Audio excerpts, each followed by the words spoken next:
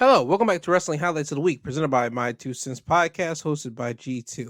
I am G2. I am here to bring you your wrestling highlights of the week for Raw, Smackdown, NXT, AEW Dynamite, AEW Rampage, and Impact Wrestling. But before I get into those topics, if you could, wherever you are listening to these podcasts, whether it be Apple, Spotify, Google, if you could do these two things. One, subscribe to the podcast. And two, if you could, leave a review or comment. That would be greatly appreciated, because when you do that, one, it allows me to see what people are saying about the podcast, whether they enjoy it or not, or either two, it also allows me to see what I can fix up about it, and it would allow businesses to know that this podcast does exist and allow the algorithms to further throw this podcast out to people that are listening to this type of content. So, with that being said, let's get on with the show. Monday Night Raw. Raw will open up with Seth Rollins and Riddle fighting in gorilla position. For people that don't know, gorilla position is where the wrestlers will stand behind the curtain, wait for their music to hit for them to come out. That's where Rollins and Riddle will be fighting at the moment, and they will continue to fight, and the security and backstage hands will separate them, and then you get the camera flash over to Corey Graves, Byron Saxton, and Jimmy Smith. They're at commentary. They're doing the commentary, but then it'll go right back to now you see Riddle and Rollins fighting into the crowd. They continue to fight into the crowd. Security and backstage personnel would again separate those two, but this time both of them will fight towards the outer, over the barricade, around the ring, and then you see Riddle jump on the barricade and hit a crossbody onto the backstage personnel and Rollins. It will finally end with those two, with Rollins and Riddle fighting up the ramp, fighting up to the entrance stage, and then you still see backstage personnel and referees separating both Riddle and Rollins. This is for their build up to their Clash at the Castle match that they have, and to build up the animosity between both gentlemen. After this, we would get our first situation of the night. It's Trish Stratus coming out. They're in Toronto. Trish Stratus is from Toronto, Canada, so she's out there to say hello to her people. She will say that it feels good to be home, not just here, home back in the country, but back in this ring. Trish will say that she has been doing some thinking, and once she says this, Bayley, Dakota, and Io will come out to the ring. Bayley will say that they're big fans of Trish, and they were wondering what is Trish doing out here. Trish will say that she is here to support a fellow Canadian, a fellow Torontoan, Edge, because he has a match tonight against Damian Priest. And she was going to say why she was here, but Dakota will cut her off and says that she doesn't care. Bayley will say they aren't fans of Trish and that she is tired of Trish riding her coattails, the women's of this generation's coattails.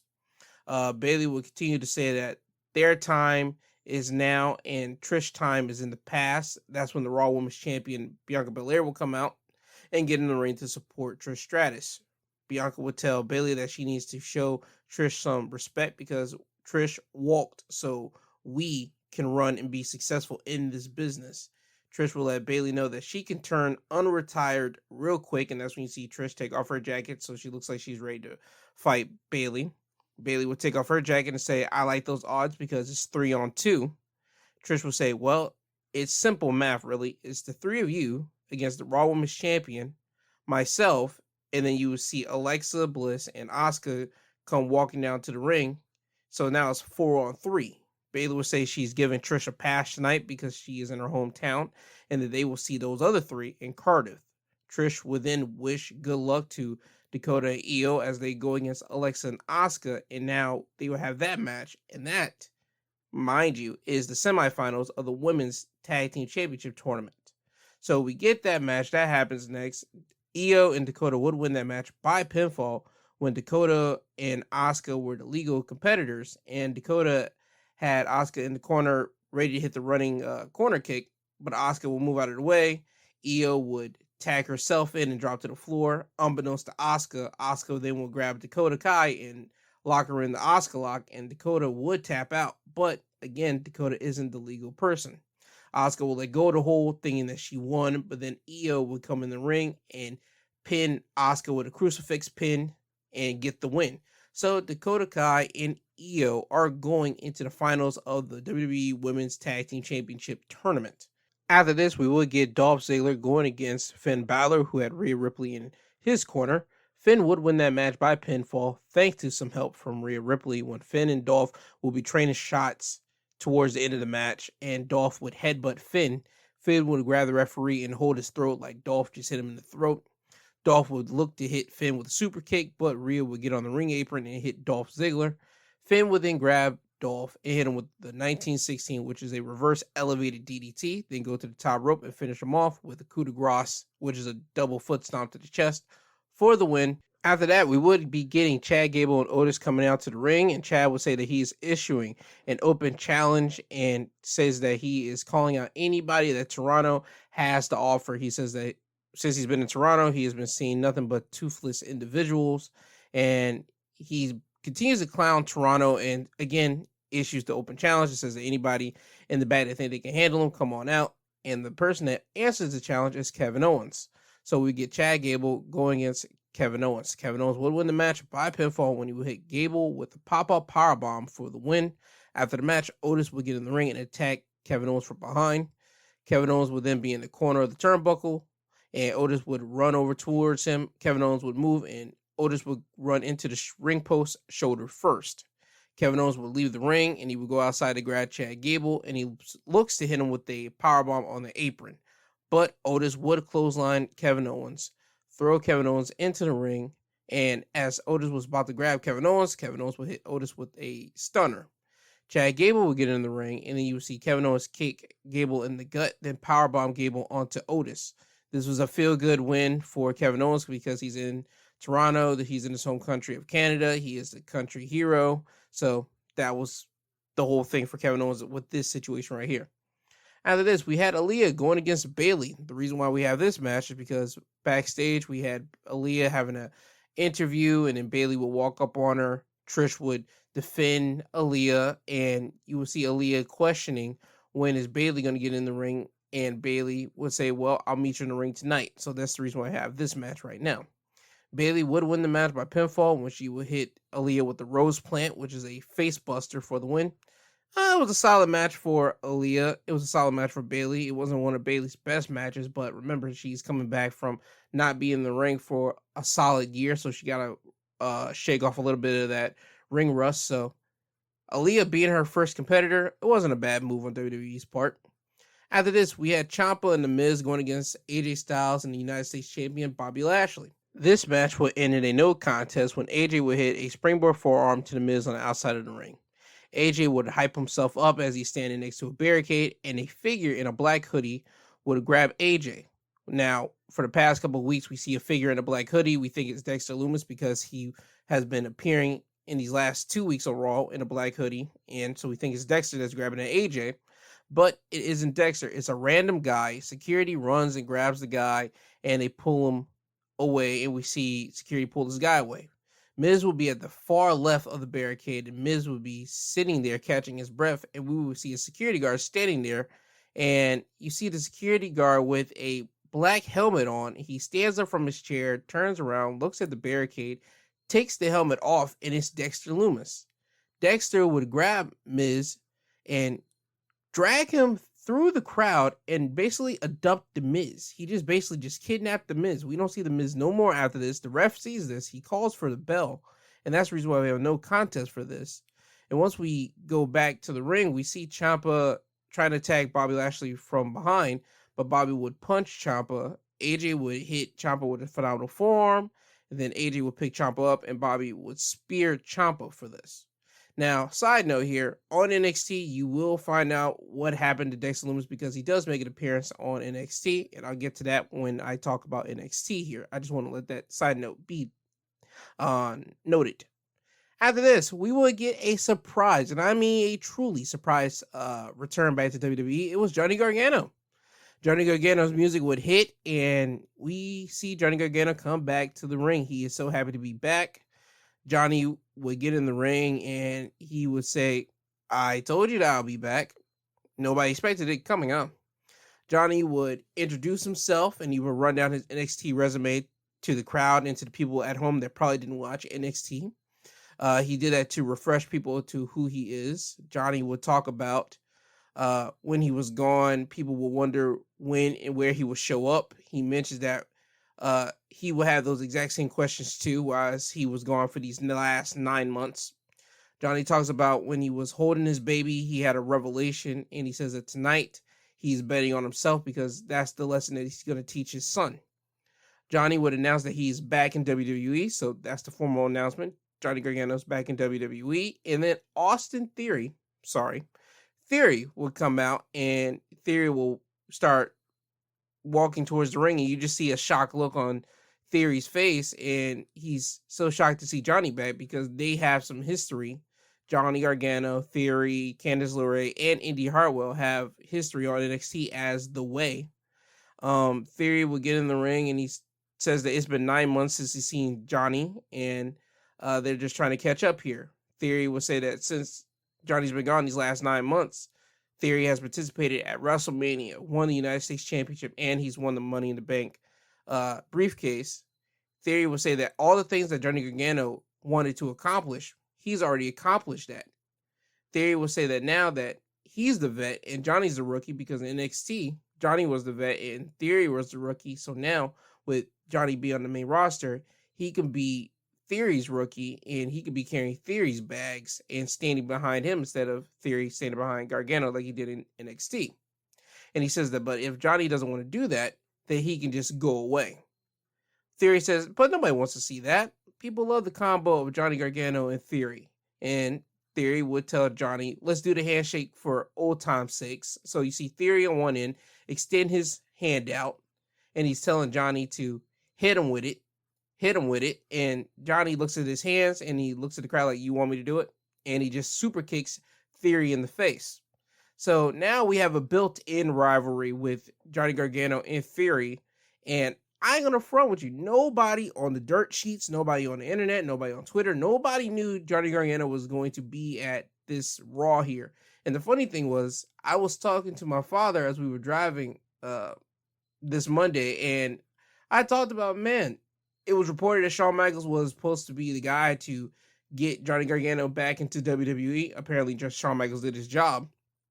And it was just funny because I just talked about Gargano that Monday afternoon, and then later that night he pops up on Raw again. Complete shock to everybody. It's in Toronto, so I mean WWE did the right thing. They shocked everybody by keeping that way on the low. So good job to WWE for that. Hopefully we get more surprises like that coming later. After this, it's time for the main event of Raw. Edge going against Damian Priest. Edge was by himself in this match. Damian Priest was by himself, so they had a straight one-on-one matchup between both of them. Edge would win this match by pinfall when Edge would hit Priest with a Canadian Destroyer and then a spear for the win. After the match, Edge would get 2 chairs, get him in the ring. Edge was going to hit the concerto on Priest, but Rhea Ripley would get in the ring and low blow Edge. Finn would then run to the ring and hit Edge with a coup de grace, and then Finn would grab a steel chair. And it looks like Finn's about to hit Edge, but Beth Phoenix would appear and grab the chair from Finn. So now Beth Phoenix has the chair. She's ready to defend her husband, Edge, and she's in position to swing it. Rhea Ripley's there. She's frothing at the mouth to try to get at Beth, but then you see Finn and Damian just grab at Rhea, and you just see them pull Rhea out of the ring, and that's how Raw ends, with Beth Phoenix standing there with the chair defending her husband, Edge, against the Judgment Day.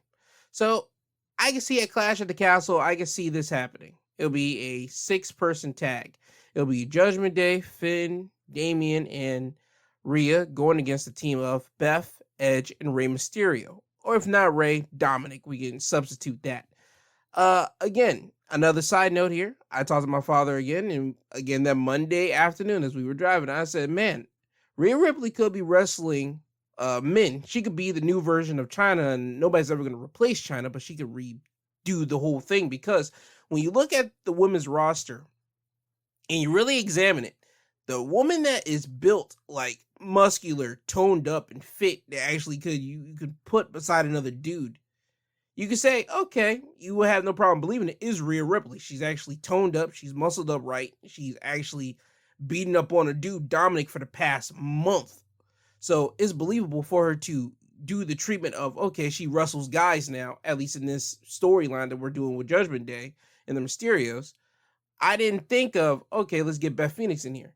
WWE thought that ahead. So again, another kudos to WWE for that, because I didn't think we were going to put Beth in this. I thought it was going to be a 6-person match at Cardiff, Judgment Day of Rhea and Finn and Damian going against the Mysterios and Edge, with basically Dominic being the one to try to go against Rhea. But I can see that we're trying to scope it out to Beth joining her husband and probably Ray or Dominic against the Judgment Day at Clash at the Castle.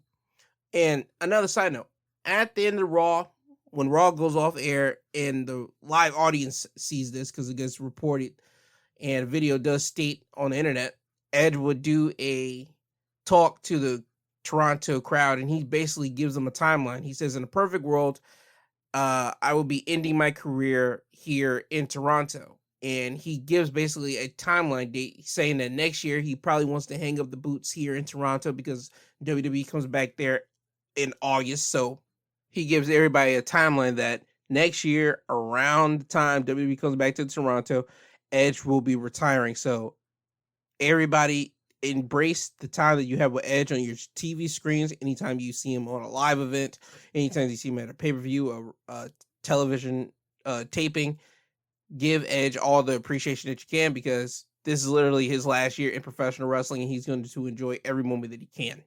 So that is your wrestling highlights of the week from Monday Night Raw. Off to NXT. Before I get into the NXT results, there's something I want to highlight here. There would be a Andre Chase segment with his Chase U students, and he will bring in a NXT UK wrestler, and it's Charlie Dempsey. Dempsey is the son of William Regal, and when you look at Dempsey, you can see the resemblance in Regal. Dempsey was there to showcase some wrestling to the Andre Chase students, and it seemed that he got taking some liberties. He was able to just get a little bit more aggressive than he needed to be. When he got to Bodie Hayward, Bodie would complain about Charlie being aggressive, and he would tell Andre Chase about this. This was basically just trying to get people to know who Charlie Dempsey is, and you might see him more on your NXT television because, again, NXT UK is going to be shutting down, and NXT Europe will be showing up and reforming in 2023. So we're going to start moving some NXT UK guys over to NXT, the American NXT. So this was just basically a introduction to who Charlie Dempsey was. Now, on to NXT. The first thing that you would see on NXT was Braun Breaker coming out. Braun Breaker will come out and he gives props to JD McDonough for a hard-fought match last week in their NXT Championship matchup. And then Braun will call out Tyler Bate to have a chat to see what Tyler Bate is doing here in NXT.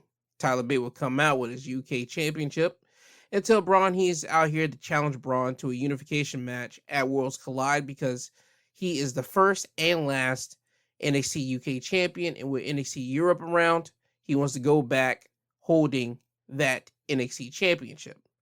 Braun would give Tyler Bate his respect and tell him, I've been watching you from afar, and he accepts the challenge. So at Worlds Collide, it will be a title versus title unification matchup.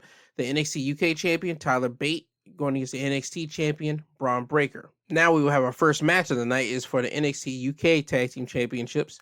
It is Gallus' Mark Coffey and Wolfgang with Joe Coffey in their corner going against the champions, Briggs and Jensen, who had Fallon Henley in their corner. Gallus would win the match by countout, but it should have been by disqualification when Lash Legend would come out and Fallon would run over there and attack Lash. And now you got both ladies hitting each other. Briggs would get out of the ring and grab Fallon off of Lash Legend. Pretty Deadly would come out and attack Briggs, and then Jensen would go out to help his partner. And now you got Pretty Deadly and Briggs and Jensen fighting to the back with the referee seeing all of this and still continuing to count them out. And this thing should have been ended by disqualification, but they went with a count out. Either way, Gallus wins. They do not get the NXT UK Tag Team Championships because the only time a championship can be won in WWE is by pinfall or submission. After the match, Gallus would get attacked from behind by Diamond Mine. This was a receipt from last week's beatdown that Gallus did on Diamond Mine. Diamond Mine would attack Gallus and then throw Gallus out of the ring. Security would come out to stop Gallus from entering the ring. So now you have that situation happening. And Diamond Mine is the last people standing with the last laugh. Later in the night, you will see Diamond Mine in their locker room excited about what they did to Gallus earlier by beating them up. And we will find out that next week, Diamond Mine will have a 6-man tag against Gallus. It will be the Creed brothers and Damon Kemp with Roddy in their corner going against Gallus. Roddy would try to say that they're going to beat up Gallus next week. Julius Creed will step in and he would tell Roddy that no, it's going to be the Creed brothers and Damon Kemp doing this. He doesn't trust Roddy, so he needs to be with a partner that he can trust. Then you will see the NXT UK tag champions, Briggs and Jensen, walk into the Diamond Mines locker room. They say, hey, when you guys get done with Gallus, make sure you guys leave a little piece for them so we can handle them. Then you will see Roddy again interject, and he says, no, the Diamond Mine is going to destroy them next week, and he will call Briggs and Jensen nerds. Briggs would take exception to this, and he would have to check Roddy. He would tell Roddy that, listen, you think the Creeds are the best tag team in WWE. They're not even the best tag team in NXT. So now you got the Creeds getting upset by this, and you see Julius tell Briggs and Jensen that, hey, once we're done with Gallus, we can settle this up and see who's the best tag team in NXT. So we get this situation, and we also find out that next week it'll be Briggs, Jensen, and Fallon going against Pretty Deadly and Lash Legend in a 6-person mixed tag match. Here's my thoughts on this. I know where we're going, and I'm just going to say it now. At Worlds Collide, this is the way that everything is like being laid out, and it should go like this. It'll be a fatal 4-way tag team unification matchup. It'll be Pretty Deadly going against Briggs and Jensen, going against Gallus, going against the Creed brothers for the unified NXT champion tag team championships, the UK tag team championships, and the NXT championships. It's basically going to happen like that. We got one more week, and I think by next week they're going to actually make that official.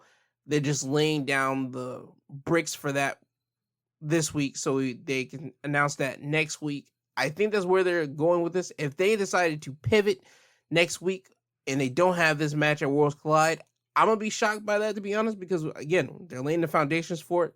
They could do something else, but we'll just have to see. After this, we will get the Grayson Waller effect. This is basically Grayson Waller's own television show, the same way that Miz got Miz TV. He has that in the middle of the ring. And Grayson Waller's guest would be Apollo Crews. Grayson would ask Apollo what's it like to be a clout chaser. He would tell Apollo that he is like the rest of the people in the back, trying to take opportunities away from him. Apollo will say that he came back to NXT because he realized something was missing and he needed to come back to where it all began from in WWE and NXT. Grayson would ask Apollo what happened to his accent and his garb that he was wearing. Apollo would then do his accent that he had, and he says that he isn't ashamed of his past, and he was too focused on looking at the past and forgot to look at the future. So again, that's another reason why he came back to NXT, to get himself refocused. Grayson will ask Apollo about the visions that he will be seeing, and he talks about the vision that he saw 2 weeks ago about Diamond Mine getting beat up by Gallus, and he asked him, why didn't you come out here last week to help your boys, the Diamond Mine? And then you try to hear Apollo answer this, but Grayson Waller kept cutting him off, so this is kind of getting Apollo upset here, and Apollo will call Grayson Waller a low-budget Miz.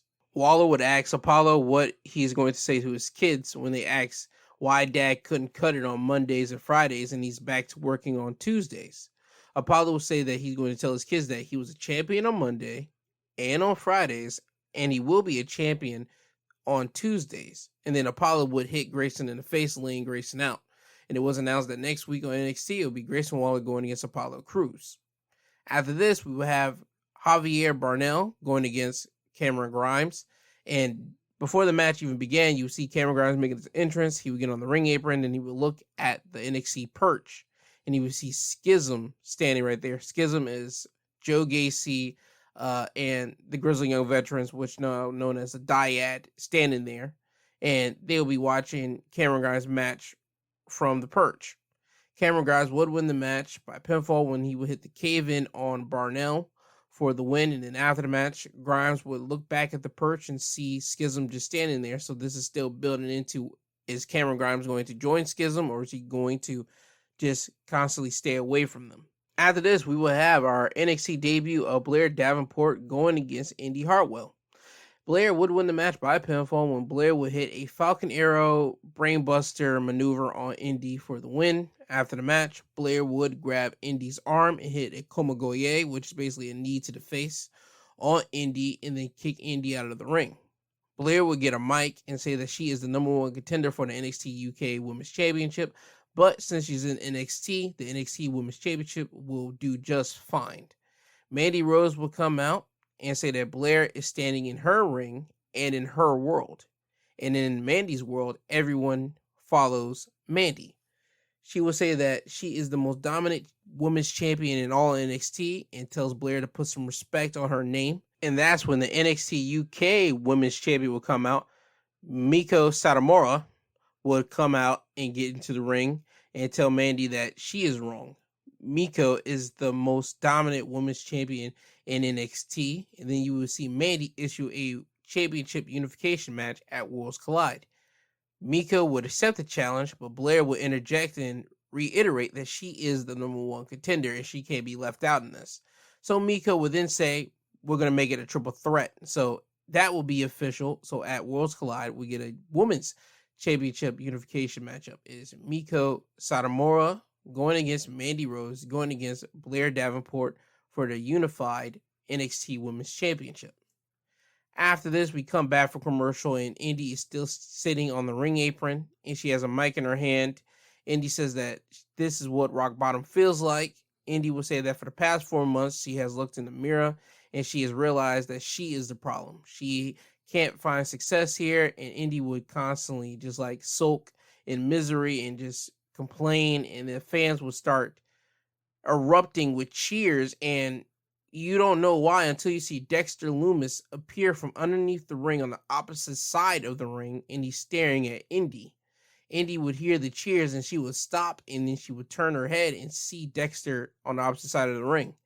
Dexter would slide in the middle of the ring. Indy would get in the middle of the ring. They would stand there, look at each other.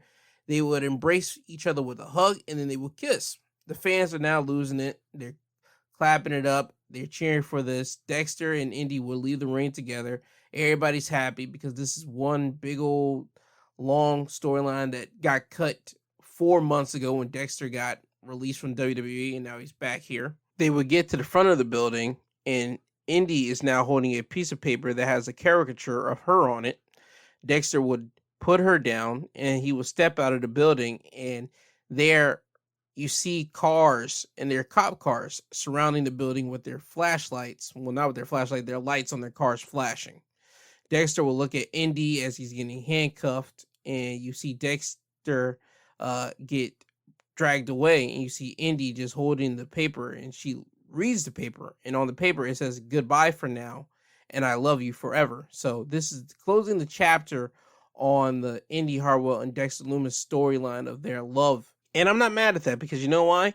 Dexter and Indy, we got to see their beginning, we got to see the middle, and now we got to see the end of it, at least for now, because always in WWE and always in any type of entertainment, they always can go back to their old storytelling and always like add layers onto it. So whenever they want to have Dexter and Indy both lock up again and be together, we'll get that. And also, I think this plays into probably the Miz kidnapping. So we got to see what happens more or less next week on Monday Night Raw with this whole thing. After this, we will have the Dyad with Joe Gacy in their corner going against Del Toro and Joaquin Wilde with Tony D'Angelo, Stax, and Elektra Lopez in their corner. Cameron Grimes will be watching this match on the perch the same way that Schism did Cameron Grimes' match earlier in the night.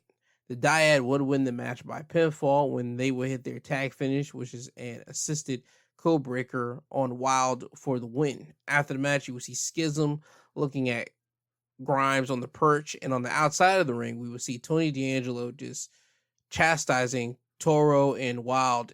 And we go to commercial, and when we come back from commercial, we see Toro, Wilde, and Elektra Lopez walking out of the building, and they look sad and angry. And then you see a car pull right up to them, and you see the driver window pull down, and it's Santos Escobar. Santos will ask them, "You guys didn't think I would leave you guys here, did you?" He will ask them, "Are you guys ready to leave?" And then you will see them get in the vehicle, and now you have Legado del Fantasma all together as a family, and they just drive off away from the building. So it seems to me that Santos got his group back, and this was the only way we were really going to end the rivalry, because I don't know how they were going to do this if they didn't have Santos coming back to get the rest of his Legado family, to be honest with you. It's this storyline really, I feel, got messed up once Two Dimes got released from WWE. Cole Carter, as he's known as in AEW. I think that once he got released from WWE, I don't think that people on the NXT creative knew what they wanted to do with the storyline going forward. So with Santos now coming back to grab his family and now they're leaving NXT, this was a good way to do it. So I think this is a future lesson also for anybody that's doing storylines. Always have a backup plan.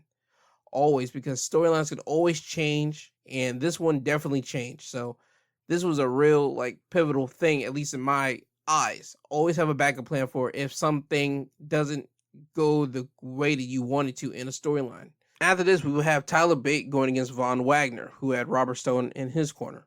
Tyler Bate would win the match by pinfall when Tyler Bate would hit a T-bone suplex, again go up to the top turnbuckle and hit a spiral tap on Von Wagner for the win.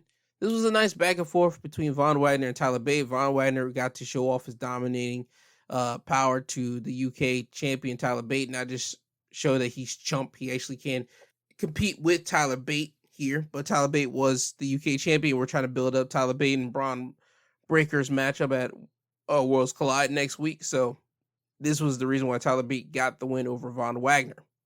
After this, it's time for the main event of NXT, a lights out match between Tiffany Stratton and Wendy Choo. Anything goes. The only thing that was different in this matchup from a no DQ, no holds barred match was that once the bell rung, the lights got dim and we were basically fighting in a black lighted type environment. The only lights were around was literally, you couldn't see the crowd. The crowd was dark, and once the light in the middle of the ring was purple, black lighted type lights. So again, that was the only difference in a lights out match to a no holds barred or a no DQ matchup here. They use trash cans, they use chairs, they use Legos, they even use a bed frame. And Wendy Choo would get the win by pinfall when Wendy was on the outside of the ring and Tiffany would grab her purse and get makeup out of it. She would get the makeup powder and put it into her hands. Tiffany was going to throw the powder into Wendy's face, but Wendy would kick the powder into Tiffany's face and then grab Tiffany and full Nelson slam Tiffany through the bed frame that was on the outside of the ring. Wendy would then grab Tiffany, put her back in the ring, go to the top turnbuckle and hit a Lala bomb, which is a Vader bomb from the top turnbuckle onto Tiffany, then cover her for the win. Again, this match was pretty entertaining, to be honest with you, because you know what? You got to see women get slammed onto Legos, which that's going to hurt.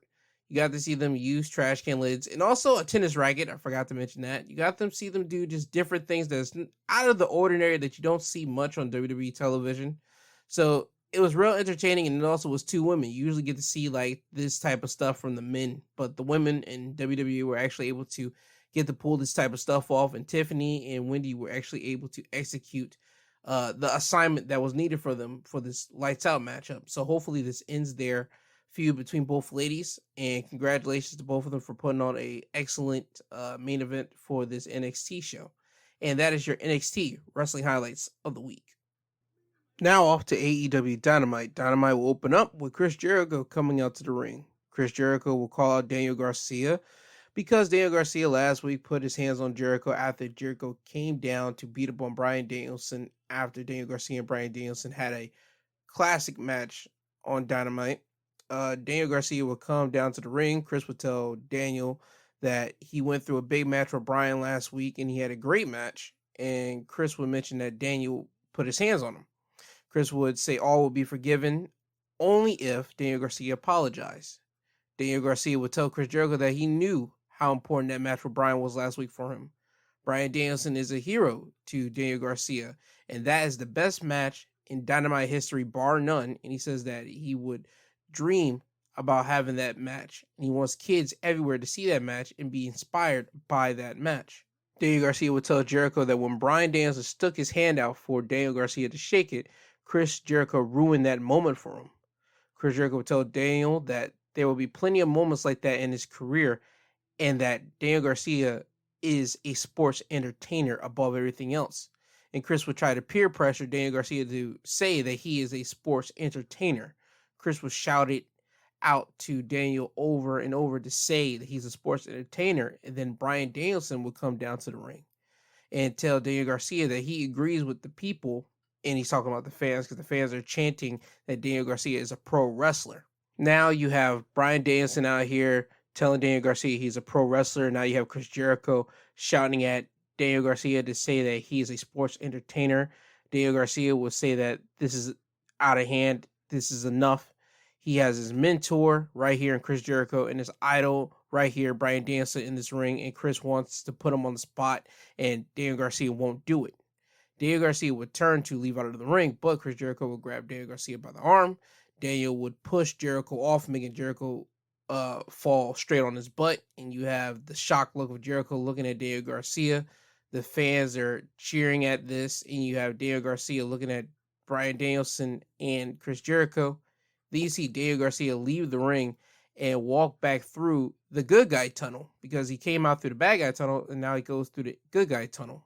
So once that happens, you see Bryan Danielson get into Jericho's face and say, I don't like this sports entertainment stuff, but I got to admit, that was entertaining. Chris would then go on a barrage of telling Bryan Danielson that people call you the greatest wrestler in the world, but I've been around you for 15 years and I've never seen it. And I've been trained by Stu Hart. I'm the last person of the Hart Dungeon. I'm Lionheart, Chris Jericho. I'm the best, yada, yada, yada. Bryan would say, if we were to ask your trainer, Stu Hart, if we were to ask your idol, Owen Hart, who was the best wrestler out of me or you, who do you think they would pick? Bryan would then throw out the challenge to a match for them to have tonight, and Chris would accept, but he says that will happen at All Out. Chris will leave Bryan Danielson with this final warning that he needs to watch his back, because he never know when Chris might strike.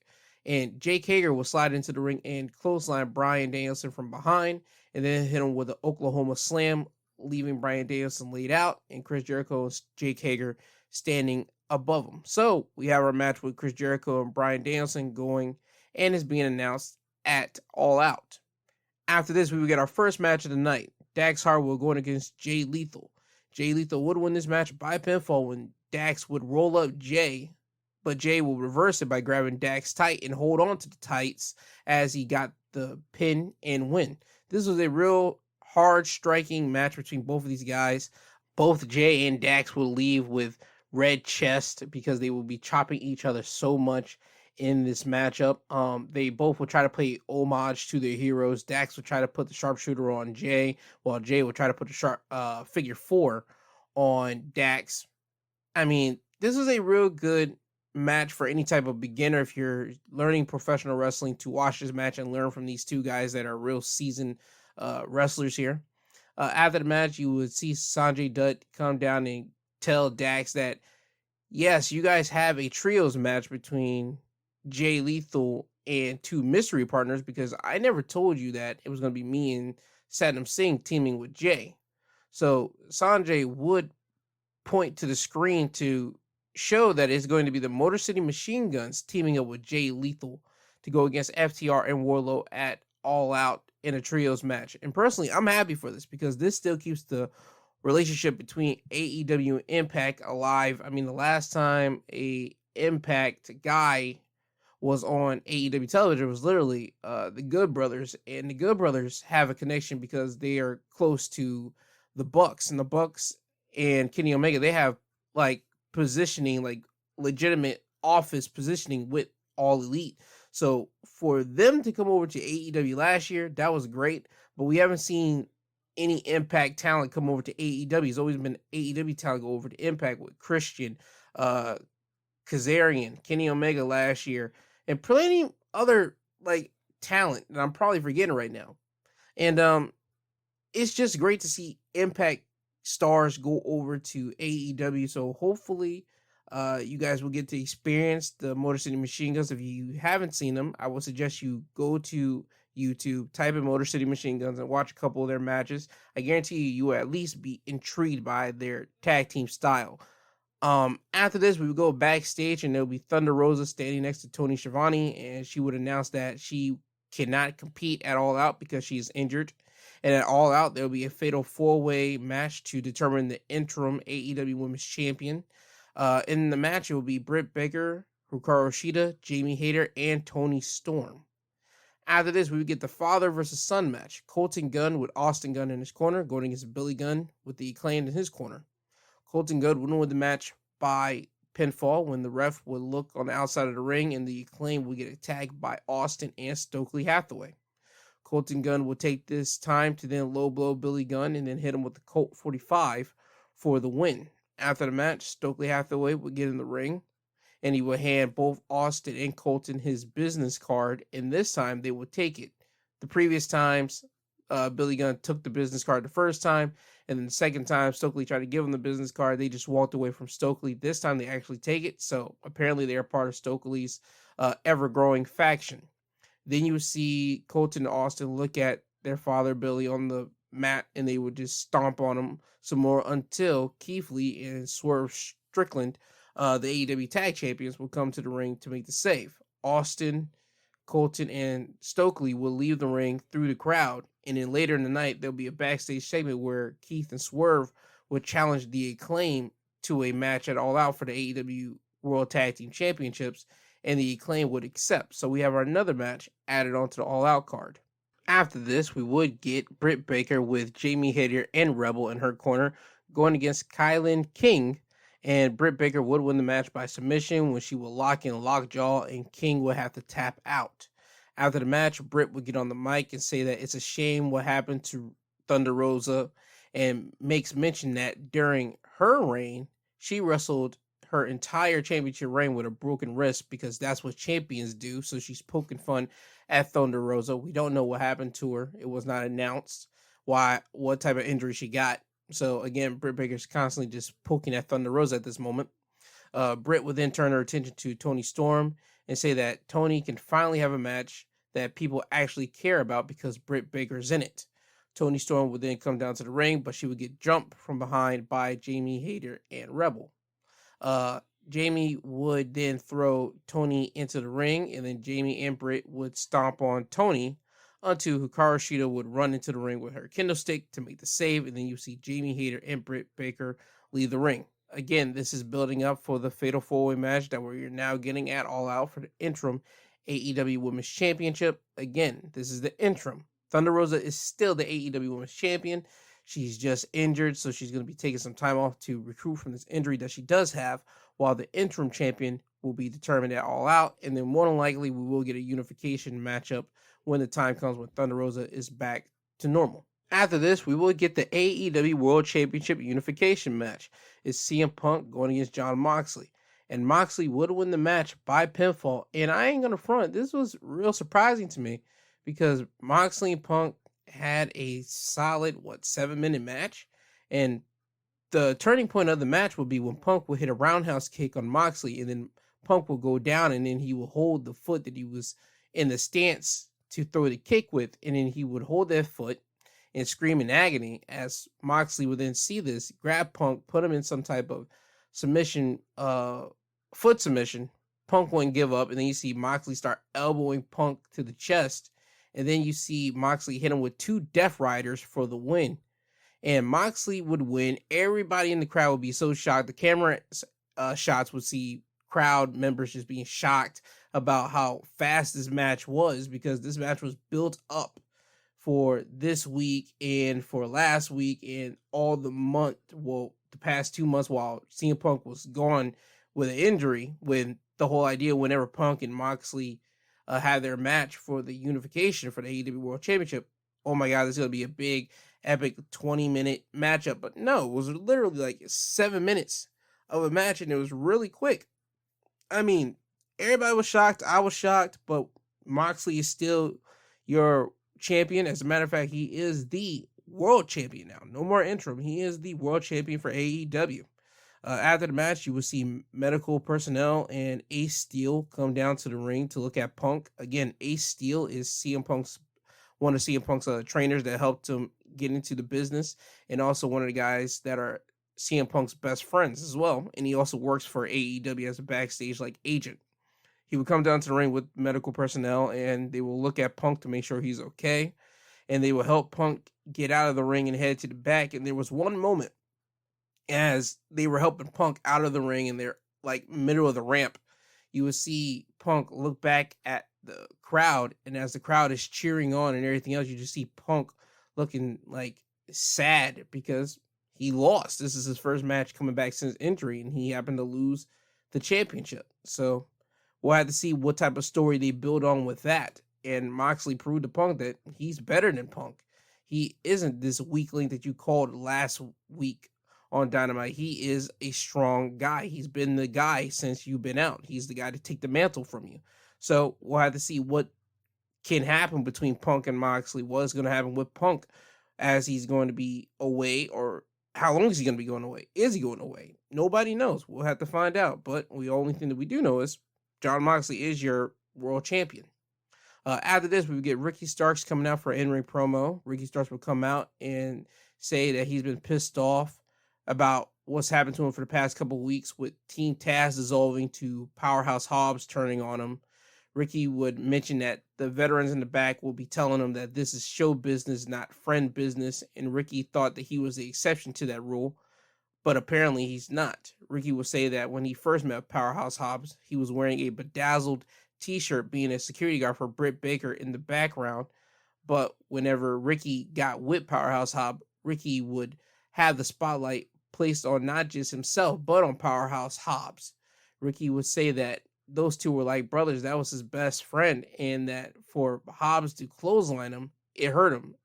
Not just clothesline him, but clothesline him in the neck, the same place that he was out for a long time, and that he could have lost wrestling, lost doing what he loves. Ricky would then challenge Powerhouse Hobbs to a match at All Out, and the match would be announced at All Out. We will be getting Ricky Starks going against Powerhouse Hobbs. Also in the night, we would get a backstage interview with Christian, and Christian would accept Jungle Boy's match for All Out, so we're getting Christian versus Jungle Boy at All Out as well. Now on to the main event of Dynamite, the Trios Championship quarterfinals. United Empires, Will Ospreay and Aussie Open going against Death Triangle, Pac, Penta, and Phoenix. Will Ospreay would win the match for his team by pinfall when Aussie Open will hold up Phoenix, and Will hit the Ox Cutter for the win. This match met the hype surrounding it. All 6 men in this match got busy. Everybody wanted to see Pac and Will Ospreay get at it with one another. And we got to see that towards the end of the match. I mean, both of them were throwing hands. You got at one point Pac hitting a super brainbuster off the top turnbuckle onto Will Ospreay. At one point, you saw Will Ospreay do his flipping stand on his feet. What I mean by that is this. Phoenix and Will Ospreay would be on the top turnbuckle. And Phoenix would try to hit Will Ospreay with a Hurricanrana off the top turnbuckle. And Will Ospreay would flip off and land on his feet. And that would catch the people in the audience surprise, and that would catch Phoenix by surprise. I wasn't surprised by that because he does that a lot in New Japan. People would try to hit him with a Hurricanrana, and he would flip and land on his feet. The first time he did that in New Japan, I believe it was against Kota Ibushi some time ago. I believe 2019. I believe 2019 or 2018, one of the two. But that was the first time he's did it in AEW. So it was a nice pause and appreciate Will Ospreay moment for the fans and everybody else. Also, another thing to highlight in this matchup was that we got to see Kip Sabian attack Pac from behind. When Pac was on the outside of the ring and Pac was close to the guardrail, he saw somebody hiding under a box, having a box on their head, and that was usually Kip Sabian for these past weeks and months. Kip Sabian would be under a box, literally around front row of the crowd, and apparently Kip Sabian has been following Pac when Pac was defending the Mid-Atlantic Championship around the country, in other countries, and other independent promotions. You would see Kip Sabian around the audience, so Pac would see Kip at AEW Dynamite, or the person he thought was Kip, he would take the box off of him, and it wasn't Kip. It was some guy that had like mascara and like tape over his mouth. And then you see Kip Sabian attack Pac from behind. So Pac and Kip Sabian are building up to a rivalry. We just don't know when that match is gonna happen, but you know it's building. After the match, you would see Kenny Omega and the Bucks come out on the entrance stage and look at Will Ospreay and Ozzy Open. Will Ospreay and Ozzy Open would wave down to them to come down to the ring. Kenny Omega would try to walk to the ring, but the Bucks and Don Callis would stop him. And this, again, is building anticipation for the semifinals between both the Elite and the United Empire, and more particularly, Kenny Omega and Will Ospreay. Also, here's another thing to note. On their AEW YouTube page, if you happen to go there, you will see Kenny Omega. This happened after Dynamite was off. All the cameras was off. Kenny Omega would get on the mic and he would like verbally trash Will Ospreay. Will Ospreay did it first to Kenny on the mic. Just want to make that clear. Then Kenny would retort and like trash Will Ospreay, saying that, hey, I tried to give you my shoes to fill in New Japan. You couldn't do that. Nobody cares about your matches over there. You can have all as many 5-star matches as you want, but nobody's going to remember them. You've lost to Okada. I've lost to Okada, but I've also beaten Okada, and I've beaten him at the big stage.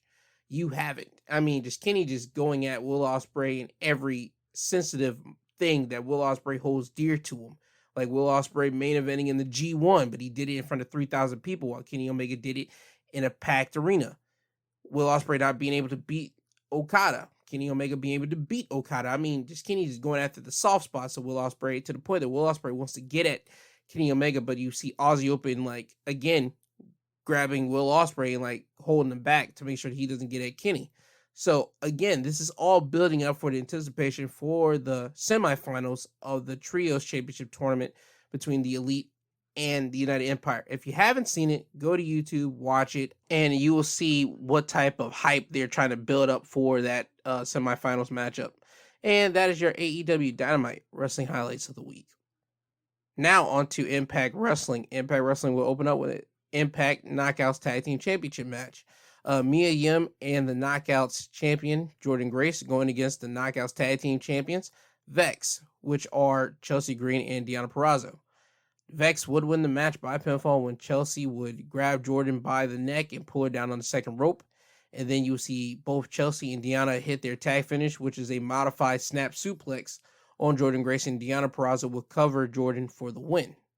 Later in the night, we would see Chelsea and Deonna walk up on Gail Kim and tell Gail that Deonna Purrazzo has earned a Knockouts Championship matchup since Deonna pinned Jordan not just this time, but also the last time they met in tag team competition. Gail will tell Deonna that she has a point, but Masha Slamovich has been undefeated since she's been in Impact, and Masha should get a shot at Jordan. So Gail will make the match for a number one contenders match between Deonna Purrazzo and Masha Slamovich next week on Impact. I believe that's going to be a good one. And again, we're still building up to the Masha Slamovich going against Jordan Grace at Bound for Glory match. I believe that's where we're going with this. If we don't go with this, I don't know what we're doing, but Impact is more or less going to go with Masha going against Jordan Grace at Bound for Glory.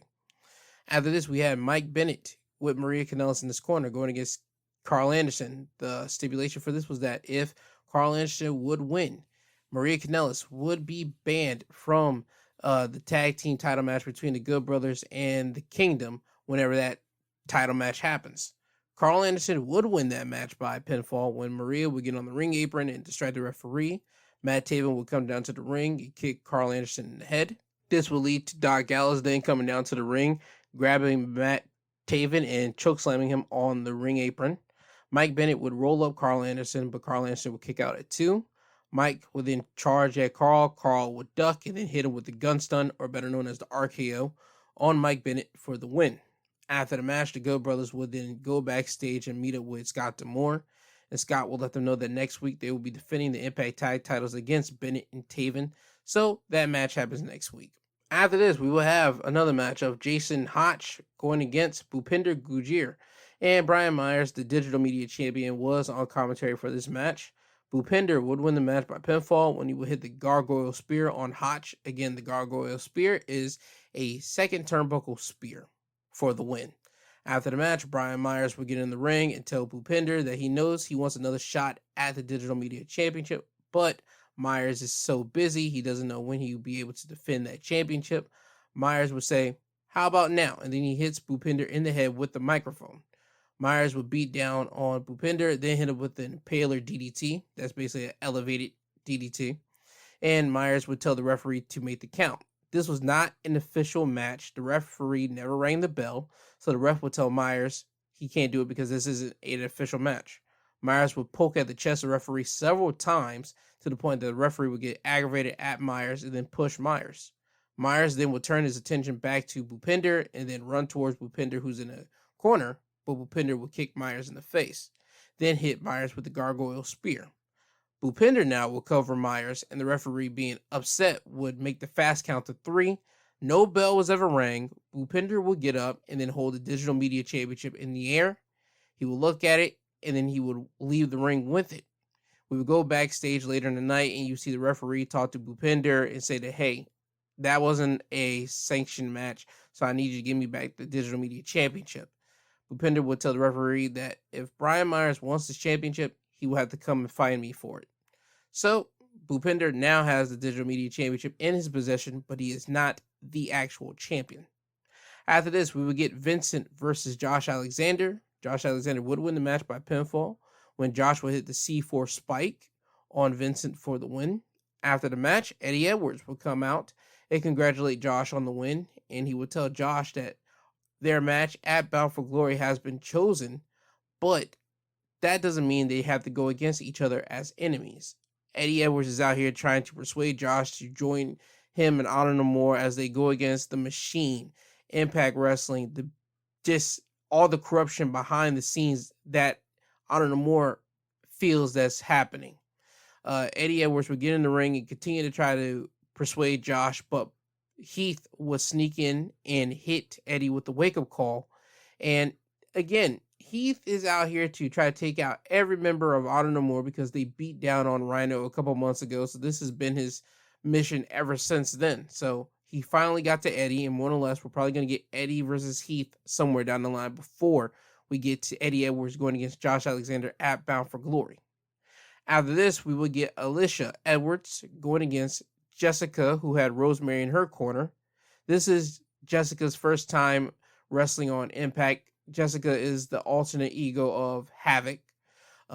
Jessica will win the match by pinfall when she would hit Alicia with the over-the-shoulder reverse pile driver for the win.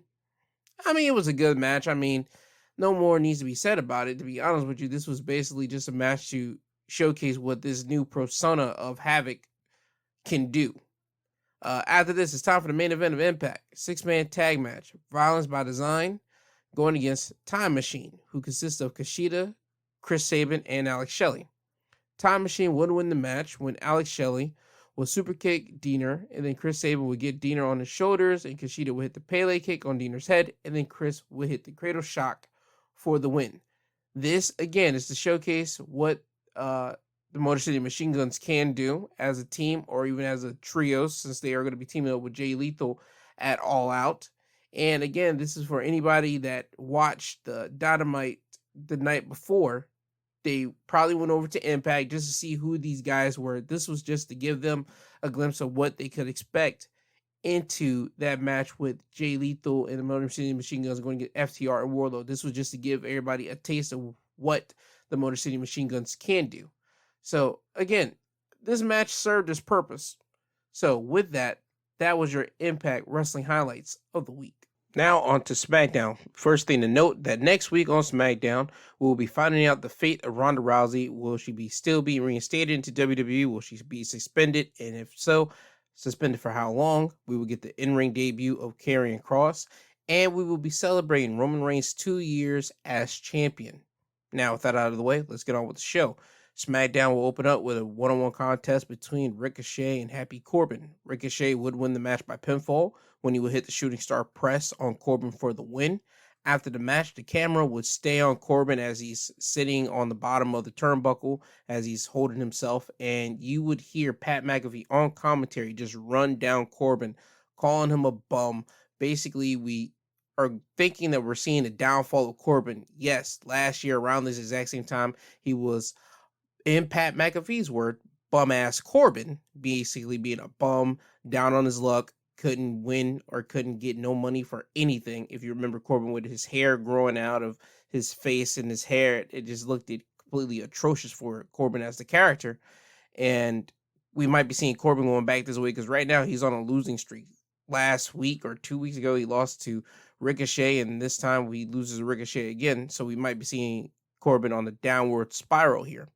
We go backstage and we see the Street Profits are on SmackDown now, and they will walk into the building and then they will be met by Hit Row. Hit Row and the Street Profits would come together and say they want the smoke and they're going to the back to basically party. Later in the night, we would see Maximum Male Models. They're doing a photo shoot. They're posing and doing all this stuff. Max Dupree would be telling the photographer to shoot their shots and all that type of stuff, but they will hear the music of Hit Row in the background. And once they turn around, they see a big old party bus with lights flashing on it. And Max would get so perturbed by this, and he would tell that somebody needs to fix this. So Maxine Dupree would leave and go get Los Lotharios, and they would show up with spray paint cans in their hands, and they showed off to Max Dupree. Later on, we will see Hit Row Sucks spray painted on the RV, and Hit Row will walk up on Maximum Male Models and tell them that if they have a problem, they can solve it in the ring next week. So we get a tag team match set up for the Maximum Male Models of Masay and Mansoif going against Top Dollar and Ashanti D Adonis next week on SmackDown. And before Hit Row would leave, they would tell Maximum Male Models that that's not their bus.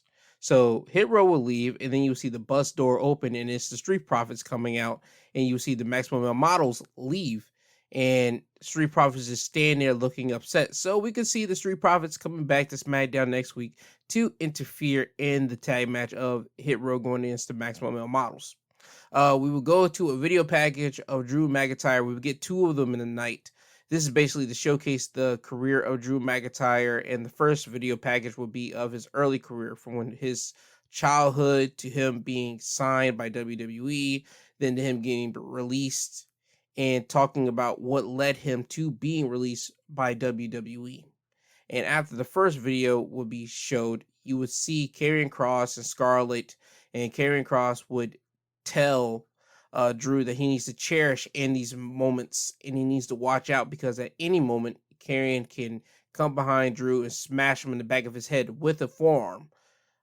So Karrion Kross is still having Drew in his eye of sight. So Drew McIntyre has to deal with not only Karrion Kross, he has to deal with Roman Reigns and also the Bloodline as well. So Drew has a lot on his plate to juggle. Later in the night, the second video package will be playing, and it's of Drew McIntyre's redemption.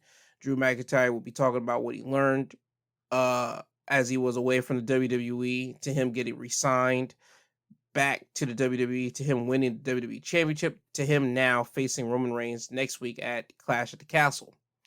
After this, we get our tag team fatal 4-way match, where the winners will be facing Raquel and Aaliyah later in the night in the semifinals of the Women's Tag Team Championship Tournament.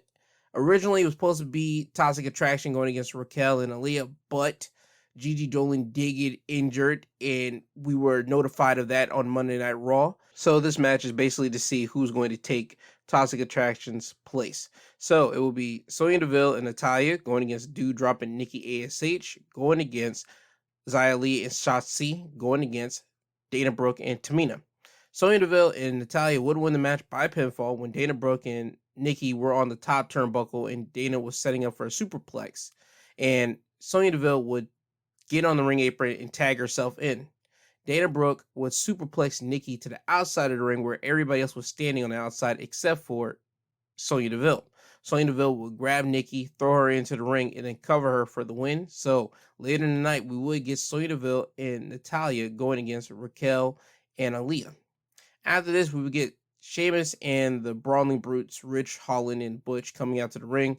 Sheamus would say that next week he plans on going to Cardiff and winning the Intercontinental Championship and becoming the first ever Ultimate Grand Champion, meaning that winning the United States Championship, Intercontinental Championship, Tag Team Championship, the World Heavyweight Championship, the WWE Championship, the Royal Rumble, and the King of the Ring, and Money in the Bank. So that's a big list and a big accomplishment if Sheamus does win against Gunther next week at Clash at the Castle. Gunther and Ludwig would come out to the ring. Ludwig would go into his whole spiel about introducing Gunther, but Sheamus would tell him to shut up.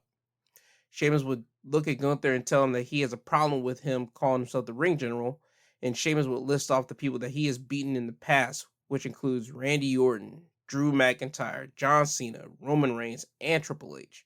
Sheamus would say that he sees a lot of himself in Gunther, but Gunther has something that he wants and that he's going to take it at Cardiff, which is the Intercontinental Championship. Gunther would say that he respects Sheamus because he's earned it, but at Cardiff, he's going to chop Sheamus' chest to bloody pieces, and he is going to break his body and spirit to retain his Intercontinental Championship.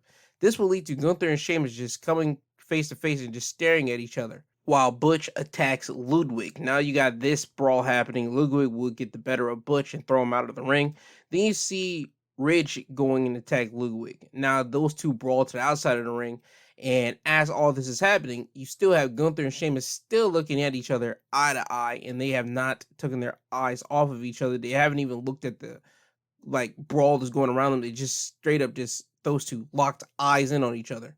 Ludwig would throw Ridge over the barricade, and then you see Butch go back to Ludwig, and now those two brawl. They get into the ring, and they come next to their guys. Gunther will hold Ludwig back while Sheamus holds Butch back, and still while they're holding their guys back, Gunther and Sheamus still haven't broke eye contact with each other. Gunther and Ludwig will leave the ring, and still Gunther and Sheamus will still lock eyes at each other. I mean, they were just locking eyes, and I mean just shooting daggers at one another. I mean, they were not trying to break no type of eyesight with each other. And if anything, this brings me and gets me more hyped up for the match that's going to happen at Cardiff, because you know Sheamus is real physical. Gunther's real physical. Gunther, he straight up just chops people to the chest and breaks their skin and make blood on their chest. And you see how the way that Sheamus does it, he's done it in the past with former competitors in WWE. He has been able to beat them up to a point that they bruise all up on their body. So that match at Intercontinental Championship match at Clash of the Castle is going to be one hard-hitting slugfest. And if anything, that's probably might be the match of the night. If we really going to call it, that would be it. We would go backstage, and Sheamus would walk up on Roman Reigns' locker room, and he would knock on the door. And this time, the Usos would come out. Jimmy would be friendly towards Sammy, while Jay, not so much. Sammy would say that he's here and to talk to Roman. Jay would tell Sammy to bounce, but Roman would ask Jay who's at the door. Sammy would reply, "It's Sammy."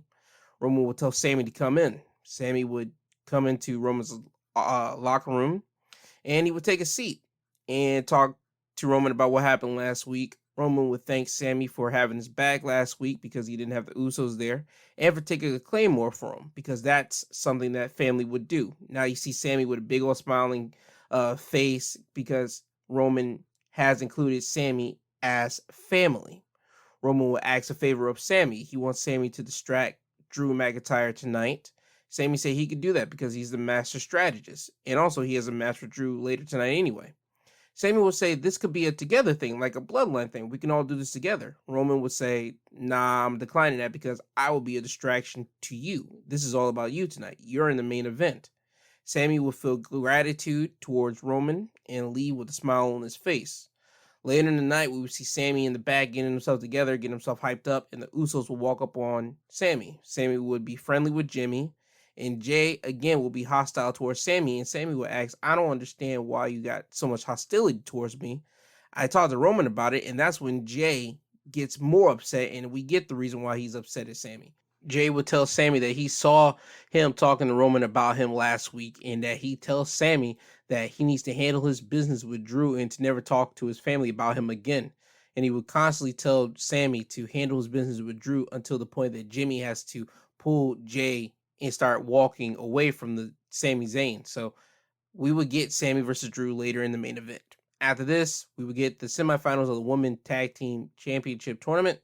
Raquel and Aaliyah going against Natalya and Sonya Deville. Bayley, Dakota Kai, and Io Sky will be out at ringside. Bayley will be on commentary for this matchup. Raquel would win the match for her team by pinfall when Raquel will hit the Tejano Bomb on Sonya Deville for the win. So on Monday Night Raw, we will have the finals of the WWE Women's Tag Team Championship Tournament, where it will be Raquel Rodriguez and Aaliyah going against Dakota Kai and Io Sky. And the winners will be the WWE Women's Tag Team Champions. After this, we would get the New Day coming out to the ring. Xavier's in a wheelchair, and they talk somber about taking a beating from the Viking Raiders for the past weeks and about a month. Yeah, it's been a month since Viking Raiders constantly just been beating up on the New Day. The New Day mentions that they saw the Viking Raiders burning boxes of Bootios last week, burning unicorn horns and merchandise that belonged to the New Day. Kofi Kingston would say maybe it's time for them to hang up their boots as a team, but the Viking Raiders will come out.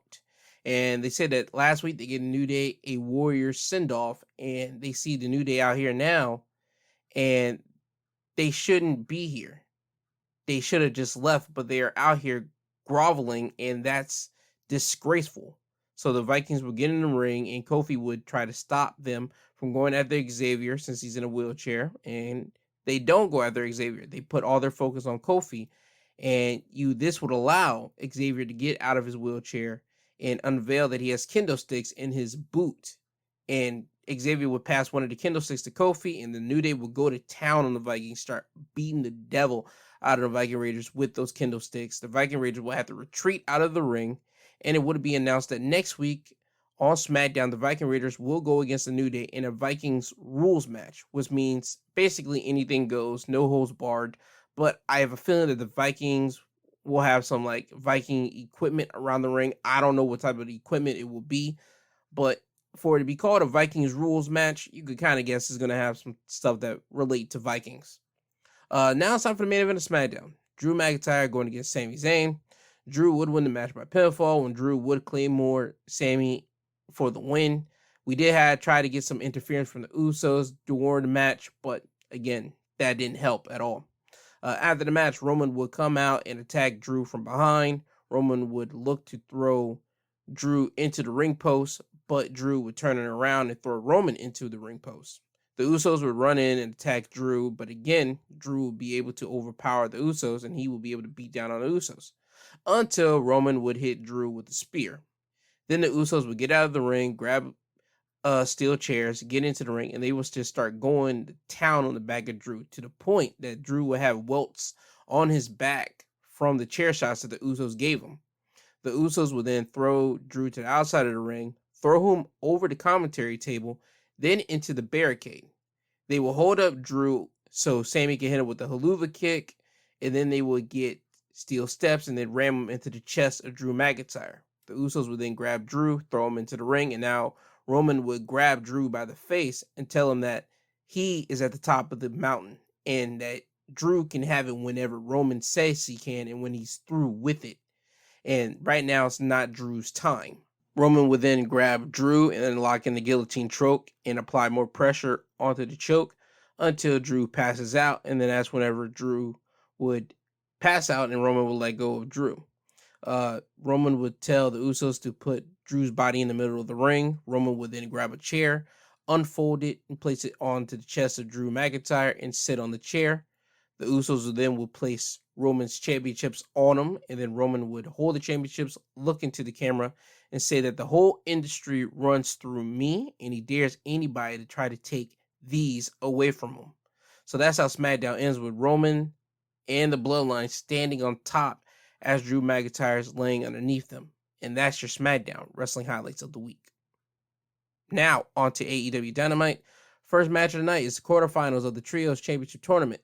Dark Order's Alex Reynolds, John Silver, and number 10 versus the House of Black, which consists of Malachi Black, Buddy Matthews, and Brody King, with Julia Hart at ringside.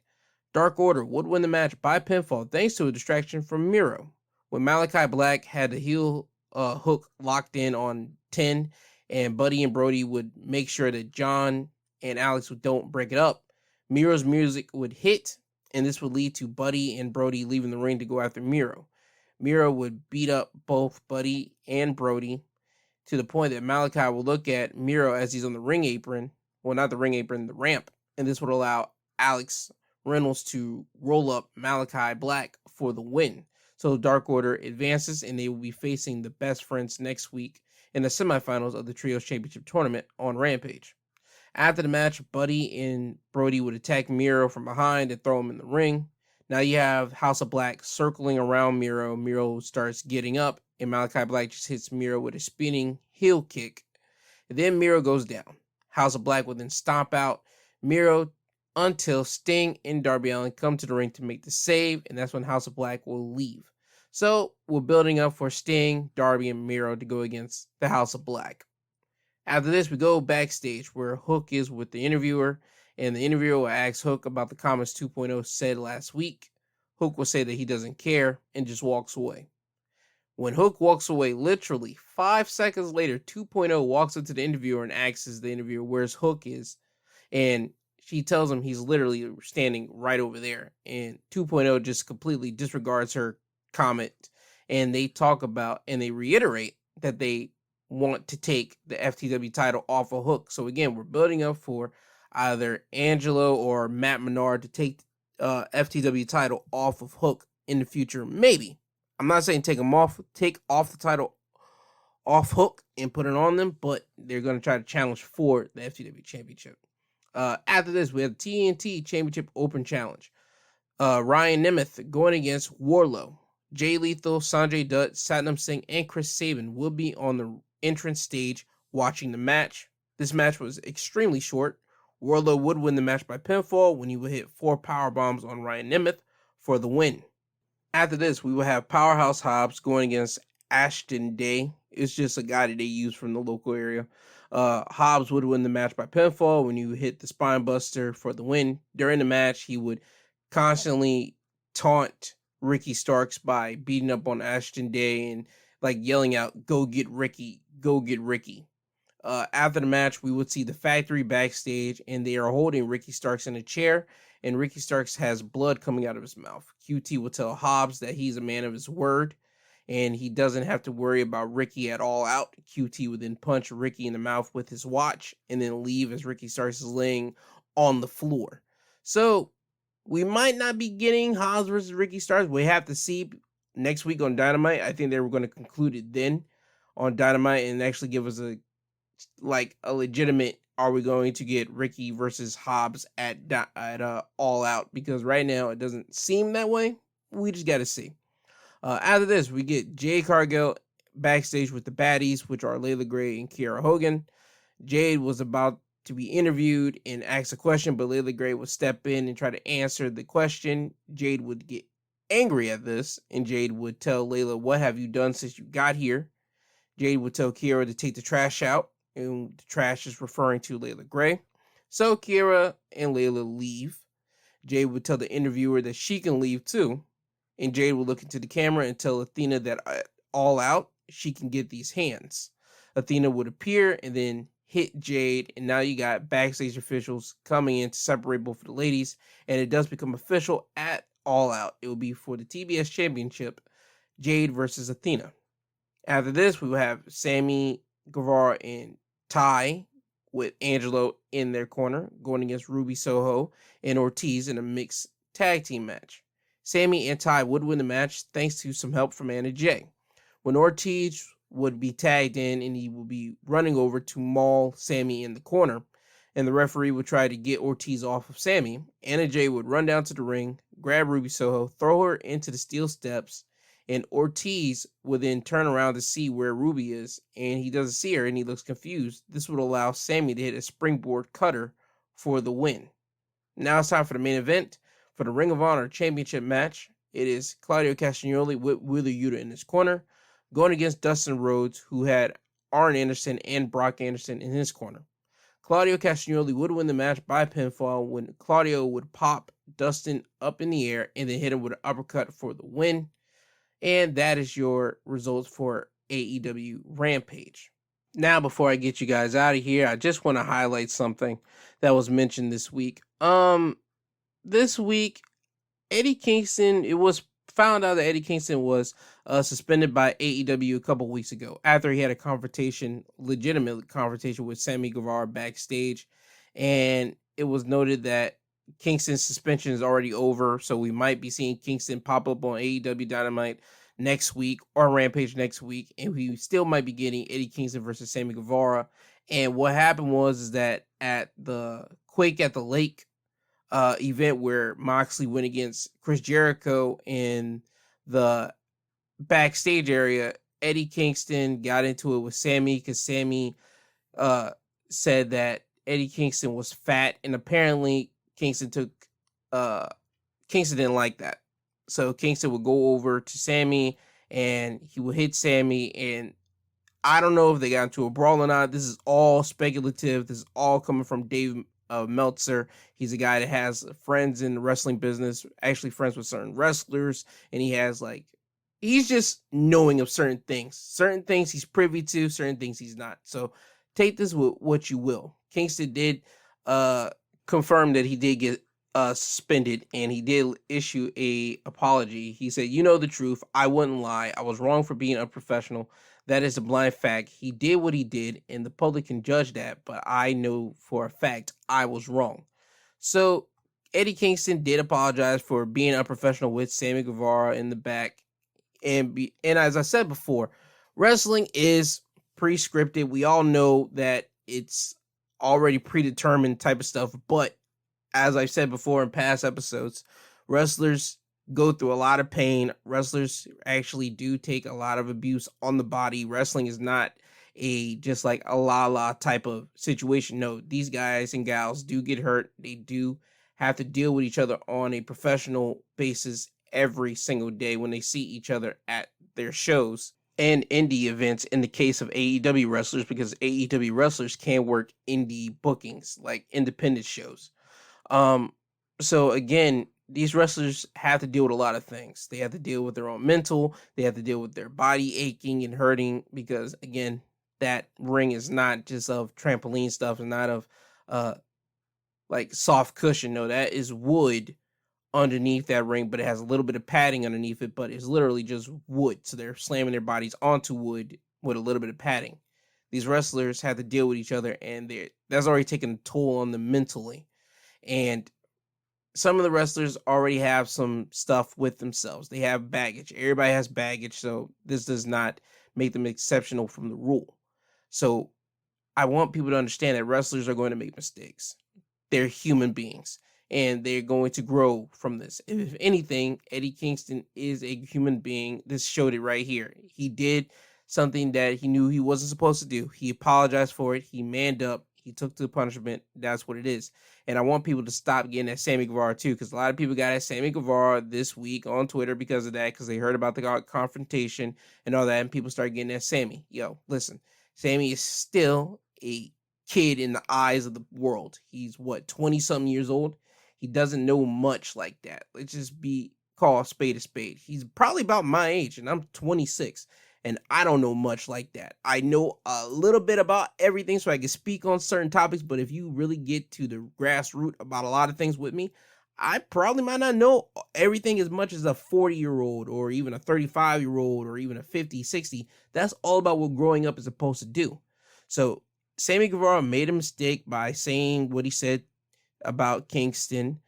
Kingston made a mistake about going at Guevara, and again, wrestling is all about protection. You got to protect each other. You guys are going into a ring and slamming each other, and you guys are trying not to really hurt each other that much. You guys are trying to put on a good show for everybody to be entertained. That's all wrestling's basically for, an entertainment escape, just like television and movies. But you guys literally only have like a one take like shot of this. You guys can't redo something like a movie or television shot or show.